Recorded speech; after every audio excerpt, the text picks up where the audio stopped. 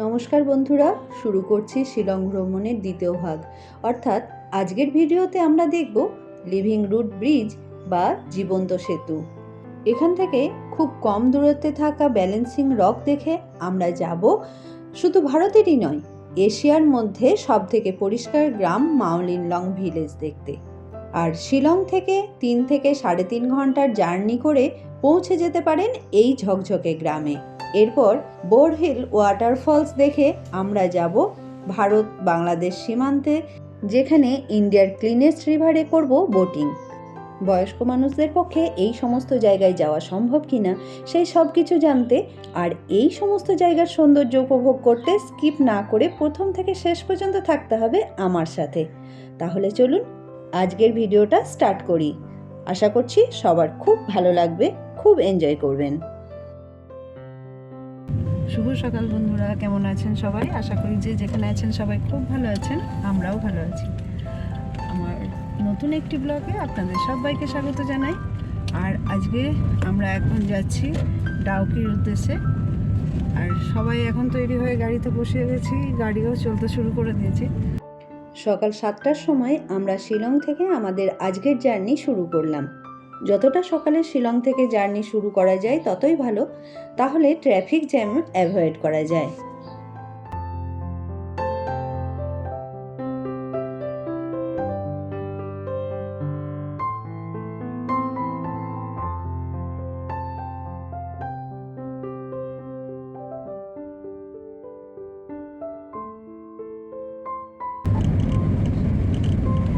এগুলো কি ফুল? এই সাদা সাদা হয়ে রয়েছে এগুলো এগুলো ফুল আর নাশপাতি পেড়। ও, নাশপাতির গাছ। ও, এখন এরকম ফুল এসছে। দূরে পাহাড়ের উপরে একটা কিছু র্যাডার এখানে ঘুরছে, তো আমার জানা নেই, আপনাদের জানা থাকলে অবশ্যই কমেন্ট করে জানাবেন। আর এখন মাওলিনলং ভিলেজের উদ্দেশ্যে যাচ্ছি। আর শিলং যে সিটিটা ছেড়ে আমরা এখন বাইরে চলে এসেছি। उनके बनाচ্ছে বাইপাস আচ্ছা। এই রাস্তা অল্প দূর হয়, জাম হয় না। আমরা প্রথমে যাব লিভিং রুট ব্রিজ। এখানে যাওয়ার পথে অনেক ভালো ভালো ভিউ আপনারা দেখতে পাবেন। আগে তো আমি মেলোরিংয়ে যাব। আচ্ছা, যখন আপনার বোটিং যে ডাউকি রিভারে বোটিং করবে, তা আছে 25-30 কিলোমিটার একদম বাজে রাস্তা। এখানে পাহাড় কেটে কিছু চাষের জমি বানানো হয়েছে, আর এখন কিছু কিছু চাষও হচ্ছে। আলুর চাষ এখানে ভালো হয়, এছাড়া আনারস, আরও বিভিন্ন সবজি এখানে চাষ করা হয়। আমাদের আজকের যাত্রাপথের প্রায় সম্পূর্ণটাই পাহাড়ি পথ। এই পাহাড়ি পথ ধরে আমরা কখনো পাহাড়ের উপরে উঠব, আবার কখনো এঁকে বেঁকে নিচে নামতে হবে। আর পাহাড়ি পথে অনেক টার্নিং থাকে। যারা পাহাড়ি পথে জার্নি করতে অভ্যস্ত নন কিংবা যারা প্রথমবার পাহাড়ে যাচ্ছেন, তাদের হয়তো অস্বস্তি হলেও হতে পারে। তাই তাদের জন্য বলবো, জার্নি স্টার্ট করার আধ ঘন্টা আগে বমির ওষুধ খেয়ে নিতে পারেন, তাহলে হয়তো অস্বস্তি কিছুটা কম হবে। আর এরকম শারীরিক অস্বস্তির জন্য বারবার গাড়ি দাঁড় করালে স্পটে পৌঁছাতে দেরি হয়ে যাবে, আর তখন কোনো জায়গায় ভালো করে দেখতে পাওয়া যাবে না। কিছু ক্যারি ব্যাগ সঙ্গে রাখলে এক্ষেত্রে সুবিধা হবে। এখন আমরা একটা ছোট্ট গ্রামের মধ্যে দিয়ে যাচ্ছি। গ্রাম পেরিয়ে যখন একটা ফাঁকা জায়গার মধ্যে আমরা এলাম, তখন দেখলাম আমরা পাহাড়ের অনেকটা উপরে পৌঁছে গেছি। বেশ, আবার বৃষ্টি পড়তে শুরু হয়ে গেল। সকাল থেকে বেশ ভালোই ওয়েদার ছিল, পাহাড়ের কিছুটা উপরে উঠতে হঠাৎ বৃষ্টি শুরু হয়ে গেল, এবং যথেষ্ট জোরেই বৃষ্টি পড়ছে। পাহাড়ের ওয়েদারের কিন্তু কোনো ভরসা নেই, তাই যে সময়ই আসুন সঙ্গে ছাতা অবশ্যই রাখবেন।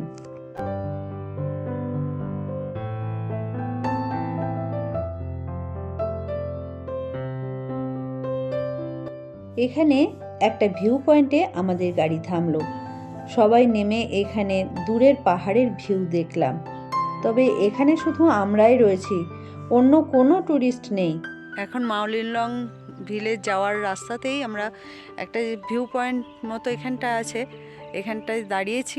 তবে এই রাস্তাটা সম্পূর্ণই নতুন, আর আমাদের ড্রাইভার দাদাও প্রথমে ভুল করেছিলেন রাস্তা চিনতে, যার জন্য আমাদের অনেকটা সময়ও চলে গেল। আর তবে এখন ঠিক রাস্তাতেই উনি যাচ্ছেন, একদম নতুন তৈরি হয়েছে রাস্তাটা, মানে খুবই ভালো, কিন্তু এই যে সময়টা চলে গেল। কিন্তু কি করা যাবে, আর ভুল তো মানুষের হয়। এই সময়টা বৃষ্টি হচ্ছে কালকে থেকেই শুরু হয়েছে বৃষ্টিটা। বৃষ্টি হলে বরং এখানে ওয়েদারটা খুবই ভালো হয়, আর ঝর্ণাগুলোর থেকেও একটু জলটা দেখতে পাওয়া যায়, না হলে তো এখন এই ড্রাই পুরো, খুব একটা ঝর্ণার জলটা দেখতে পাওয়া যায় না। তো দেখা যাক এখন আমরা পরবর্তীকালে কি দেখতে পাই মানে সামনে। আর দ্বীপ অংশু তো খুবই শরীরটা খারাপ করে গেছে, ভমিটিংও হচ্ছে ভীষণ।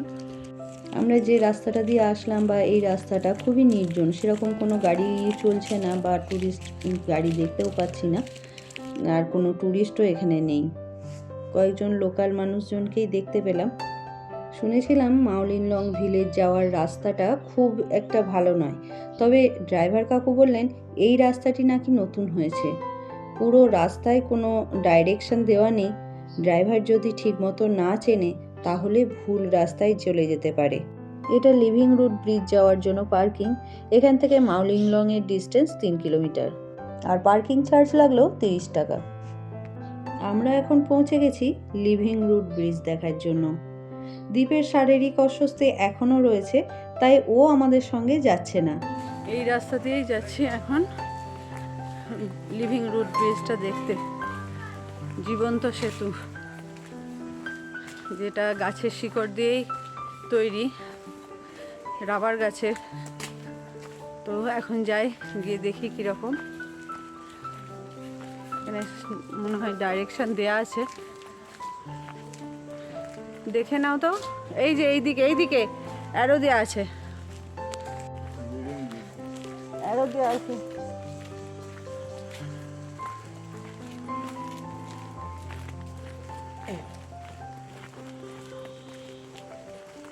কি ফল এইটা?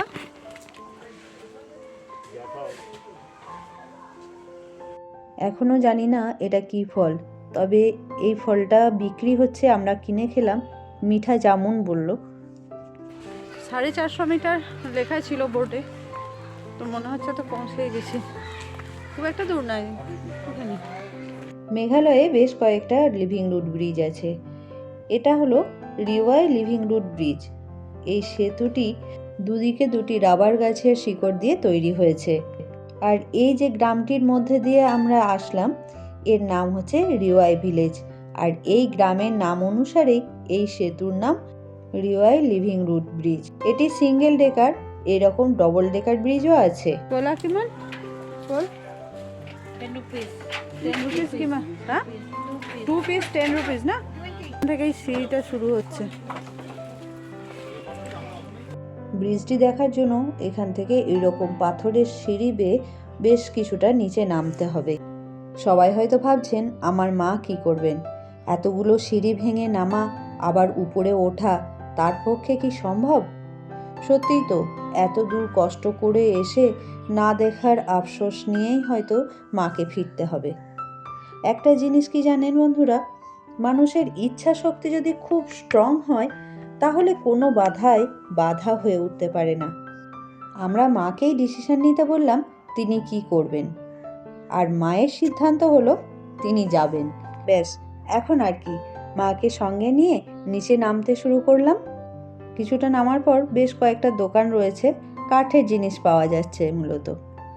এই যে মা এক পা করে সিঁড়ি বেয়ে নিচে আসছেন, তবে সিঁড়িগুলি খুবই যে মসৃণ এমন নয়, বা সিঁড়ির আকারও নয়, কোথাও কোথাও এক একটা গোটা পাথর রয়েছে, তবে পাশে এরকম বাঁশ দিয়ে রেলিং করা আছে বলে কিছুটা সুবিধা।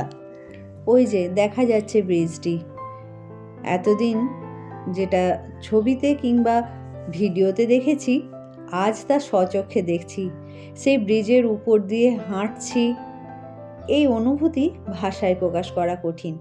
তবে একটাই কথা বলতে পারি, অসাধারণ লাগছে। আর মাকে দেখেও আপনারা নিশ্চয়ই বুঝতে পারছেন ওনারও কোনো অসুবিধা হয়নি। যারা আমার মায়ের বয়সী মানুষ শারীরিক অসুবিধার জন্য এখানে বেড়াতে আশা ত্যাগ করেছেন, আমার মাকে দেখে যদি একটুও ইন্সপায়ার হন তাহলে কমেন্ট বক্সে অবশ্যই জানাবেন।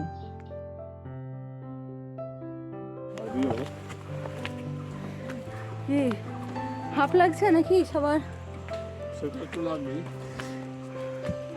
অনেকটাই উপরে, নিচে নামার সময় তো কিছু অসুবিধা হয়নি, উপরে উঠতে একটু তো হাফ লাগবে। এই যা, তেমন কিছু নেই, অসুবিধা নেই।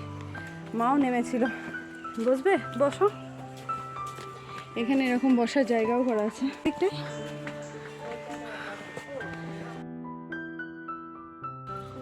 এটা হচ্ছে ব্যালেন্সিং রক। এই একদম একটা ছোট্ট নিচে পাথর আছে, এই যে এই পাথরটার উপরে শুধু এই এত বড় পাথরটা আটকে আছে। এই ব্যালেন্সিং রক দেখতে আমাদের এখানে প্রবেশ মূল্য পড়লো পার হেড 10 টাকা করে। আর এর চারিদিকটা কিন্তু পুরো জঙ্গলে ঘেরা। অংশু এবার ফেলবে এই ব্যালেন্সিং রকটাকে। এত চেষ্টা করলো, এত পালোয়ান মানুষটা, তবুও একটুও নড়লো না। সত্যি এটা ব্যালেন্সের উপরেই আছে। আমরা এখন মাওলিনলং ভিলেজের পার্কিংয়ে চলে এসেছি। ভিলেজে প্রবেশের জন্য কোনো এন্ট্রি ফি লাগে না, তবে এখানে পার্কিংয়ের জন্য পার কার আপনার লাগছে 200 টাকা করে। Welcome to Mawlynnong village. গাড়ি থেকে নেমে যখন আমরা গ্রামের সরু পথ ধরে চলতে শুরু করলাম, তখনই বুঝতে পারলাম গ্রামটি কতটা পরিষ্কার এবং সাজানো গোছানো। গ্রামের মধ্যে রয়েছে ছোট ছোট বাড়ি, আর বাড়ির সামনে সুন্দর সুন্দর ফুলের গাছ দিয়ে সাজানো। এখানে ভেজ নন ভেজ খাবার দাবারও পাওয়া যায়। আর রাস্তার দুই পাশে রয়েছে এরকম পাকা ড্রেন। এছাড়াও এই গ্রামে থাকার জন্য রয়েছে অনেক হোমস্টে।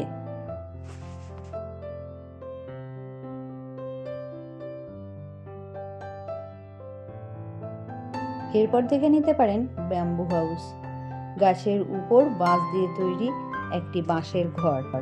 গ্রামের এই দিকটাও রয়েছে একটা বড় পার্কিং এরিয়া, রয়েছে ওয়াশরুমও।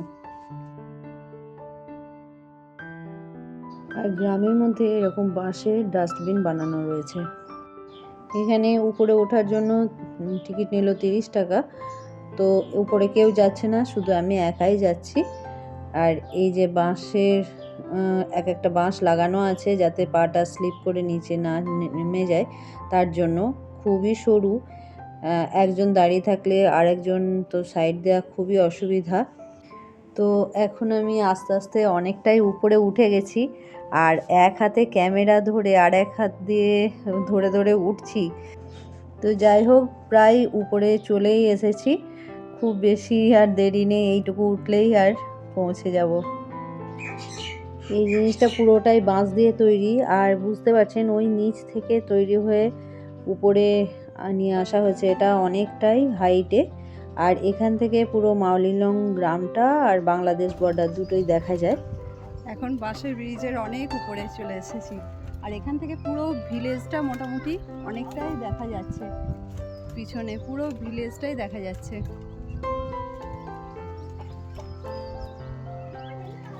ওঠাটা একটু টাফ, একদম বাঁশ দিয়েই তৈরি, আর স্টেপ মানে পা রাখার জন্য একটু স্টেপ করা আছে, একটু গার্ড করা আছে, ওইগুলো দিয়েই উঠতে হচ্ছে উপরে।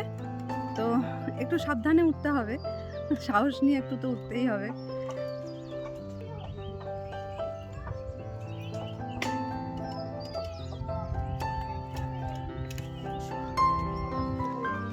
এখন নেমে যাচ্ছি, আর এই যে এইভাবে নামতে হবে। এই যে পুরো এইভাবেই নামতে হবে।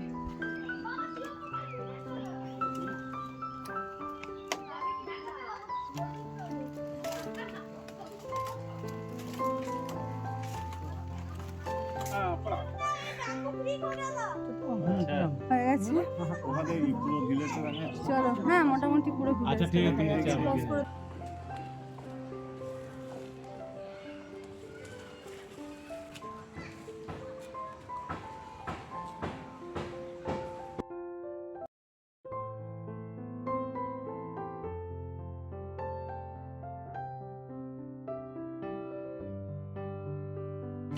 এইখানটাও খুব সুন্দর একটা সিটিং অ্যারেঞ্জমেন্ট করা আছে, বাঁশ দিয়ে শুধু কত সুন্দর করা যায়, এটাই হচ্ছে মানে না দেখলে বিশ্বাস করা যাবে না।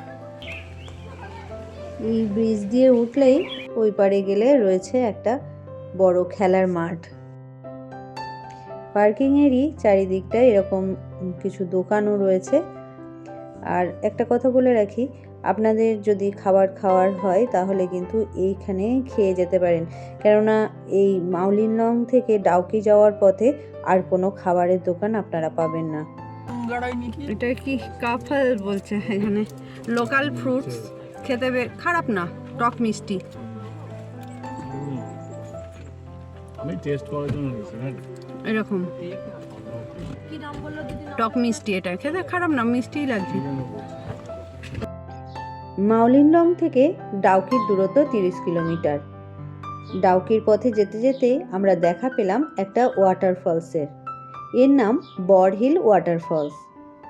ঝর্ণার জল এখন অনেক কম, তবে বর্ষায় এর রূপ কল্পনা করা যায় এর আশেপাশের পাথর দেখে। ব্রিজের নিচ দিয়েই এইদিকে ওয়াটারফলসের জলটা পড়ছে, আর সেই জল চলে যাচ্ছে ওই দূরে বাংলাদেশে। ওই দূরে যে গ্রামটি দেখা যাচ্ছে ওটা কিন্তু বাংলাদেশ।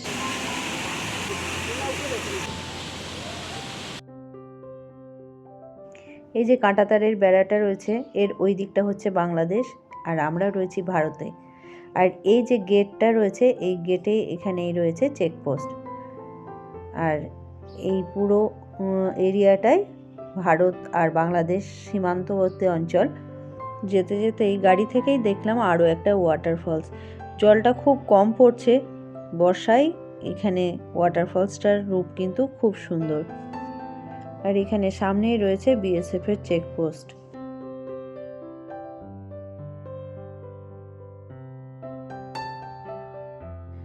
আমরা এখন ডাউকি পৌঁছে গেছি, আর আমাদের গাড়ির ড্রাইভারই এখানে এজেন্টের সাথে কথা বলেছে। এটা একটা ঘাট যেখান থেকে বোট ছাড়ে, তবে এই যে ভদ্রলোক আছেন লাল টি শার্ট পরা, উনি এসে জানালেন যে এখানে বোট নেই, আমাদেরকে অন্য আর একটা জায়গায় যেতে হবে। আর আমরা এখন অন্য আর একটা জায়গায় চলে এসেছি গাড়ি করে। আর এখান থেকে দেখুন রিভারের দৃশ্যটা, এত সুন্দর লাগছে এখানকার জল। আর এখানেও সিঁড়ি ধরে ধরে অনেকটা নিচেই নামতে হবে নদীর ধারে যেতে গেলে। তো এখন মাকে নিয়ে আমি আস্তে আস্তে নামাচ্ছি, একটু সাবধানে নামাতে হবে মাকে, তার মধ্যে মা শাড়িও পরে রয়েছে। আর পাথরের রাস্তা, যেহেতু কিছুটা তো কংক্রিটের সিঁড়ি রয়েছে। আর এখান থেকে ডাউকি রিভারের দৃশ্য দেখে মনটা একদম ভরে গেল, এত সুন্দর জলের কালার, আর কি পরিষ্কার জল। এখন মাকে ধরে ধরে আস্তে আস্তে নামাচ্ছি নিচে, একটু সাবধানে নামাতে হবে মাকে ধরে। আর এখানেই রয়েছে টিকিট কাউন্টার। এখানে দু ধরনের টিকিট রয়েছে, 800 টাকা আর 1000 টাকা। 800 টাকায় 45 মিনিট বোট রাইড করাবে, আর 1000 টাকায় নদীর পাড়ে এক জায়গায় নেমে 10 থেকে 15 মিনিট সময় দেবে ঘুরে দেখার জন্য এবং ছবি তোলার জন্য।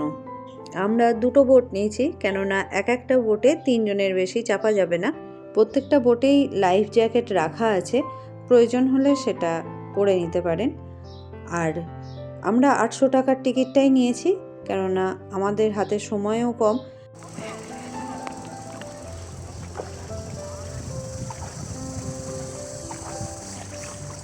नाम क्या है? উমগত UMNGOT।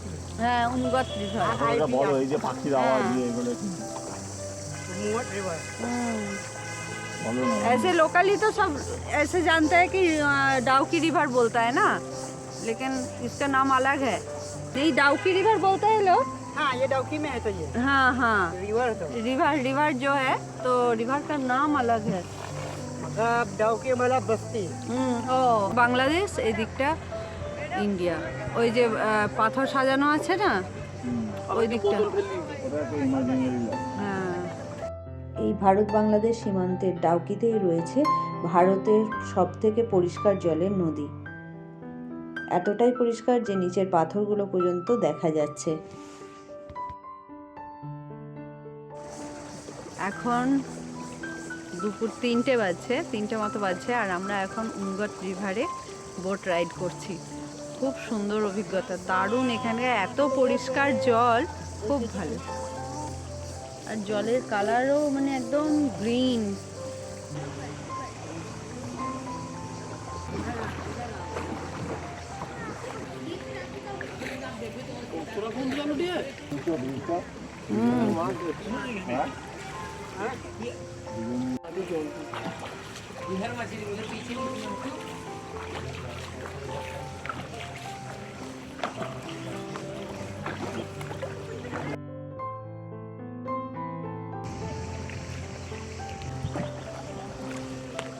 সামনে ওই যে দেখা যাচ্ছে চরটা, এই যে জায়গাটা, এখানেই নামাবে। এখানে কিছু দোকানপাট আছে।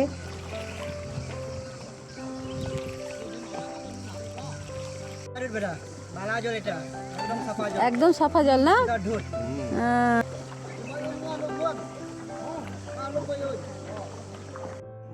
এই যে বাঁ হাতে যে চরটা রয়েছে, এখানেই আপনাকে নামিয়ে দেবে যদি আপনি 1000 টাকার টিকিট কাটেন।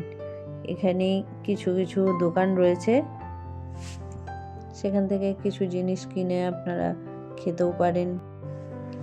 এই উমগট রিভার পাহাড়ের উপর থেকে এসে এই জায়গাতেই সমতলের সাথে মিশছে। আর একটু এগিয়ে গেলে দেখতে পারবেন সেই জায়গাটি।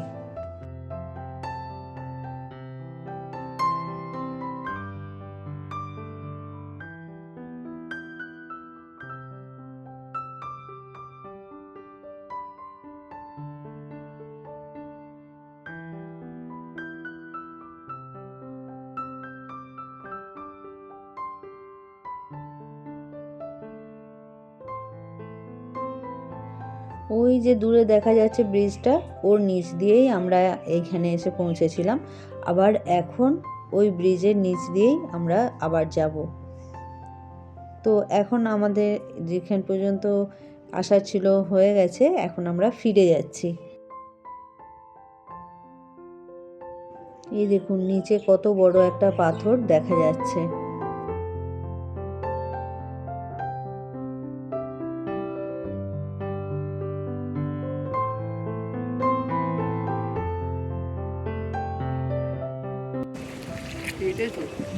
গেট মনে হচ্ছে, গেট, মন্দিরের গেট।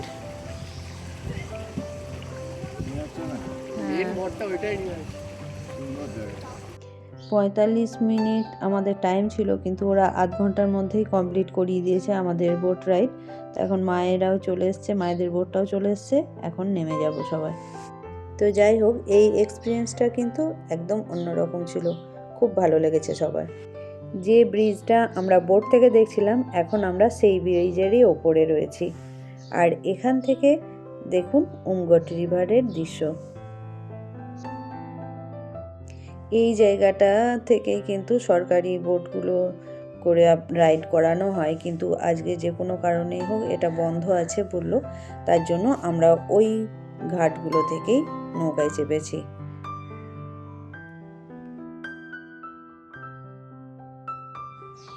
এরপর একটা রেস্টুরেন্টে এসে আমরা ডিনার করলাম, এবং ডিনার করতে করতে আমাদের বেশ রাত্রির হয়ে গেল। তো বন্ধুরা, এখন ডিনার করে নিই, আর আপনাদের থেকেও আজকের মতো নিয়ে নিচ্ছি বিদায়। দেখা হবে আবার একটি নতুন পর্বে। ততক্ষণ সবাই ভালো থাকবেন, সুস্থ থাকবেন, সাবধানে থাকবেন। আর যদি ভিডিওটা ভালো লাগে একটা লাইক করবেন। আর যেহেতু রাত্রির হয়ে গেছে, পাহাড়ি রাস্তাতে কীরকম মেঘে ঢেকে যাচ্ছে দেখুন, খুব রিস্কের ব্যাপার এটা, রাত্রির বেলায় এত কুয়াশা হয়ে যায়। তো যাই হোক, আজকের মতো এই পর্যন্তই। দেখা হচ্ছে আবার পরবর্তী ভিডিওতে।